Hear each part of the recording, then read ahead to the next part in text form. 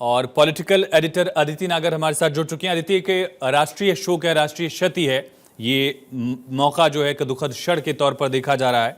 क्या जानकारी है अदिति? और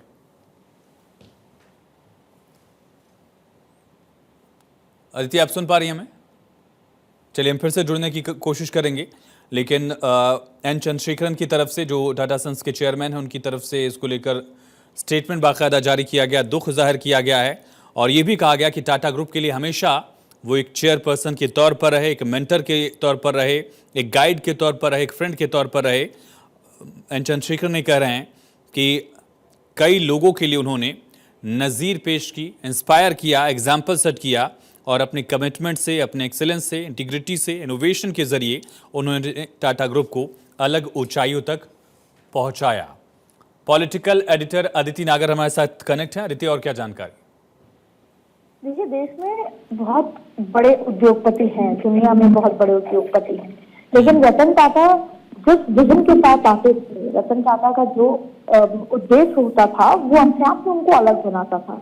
और शायद कई बार आयुष, आपने भी कभी मोटिवेशन के लिए, कभी जीवन में उतार चढ़ाव में आपने कई ऐसे रतन टाटा की स्पीचेस सुनी होंगी जो शायद हमको, युवाओं को, और जो ऐसे उतार चढ़ाव से गुजर रहे होते, वो ये सुन के मोटिवेट होते थे कि जीवन में किस तरीके से आगे बढ़ना चाहिए।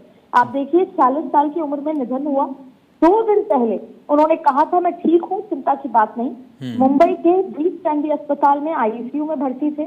और आपको बता दें कि टाटा सन्स के मानद चेयरमैन रतन टाटा का 86 साल की उम्र में निधन हो गया। ब्रीच कैंडी अस्पताल में वो आईसीयू में थे।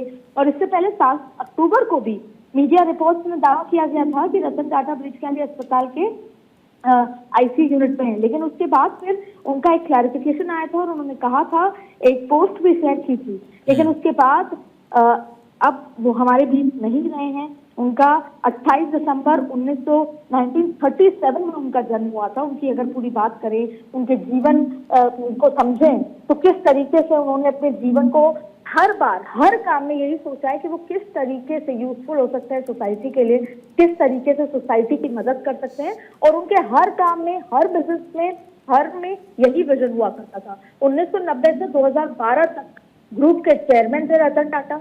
इसके बाद संस्थापक के रूप में उन्होंने बहुत बड़े जो है फैसले भी लिए, बहुत बड़े काम किए, जिससे टाटा को हमेशा एक अलग उसमें खड़ा करा था। इसके साथ आपको बता दें कि जैसा मैंने आपको कहा, 1990 से लेकर 2012 तक ग्रुप के चेयरमैन थे। अक्टूबर 2016 से फरवरी 2017 तक अंतरिम चेयरमैन रहे। रतन टाटा ग्रुप के चैरिटेबल ट्रस्ट के प्रमुख भी बने।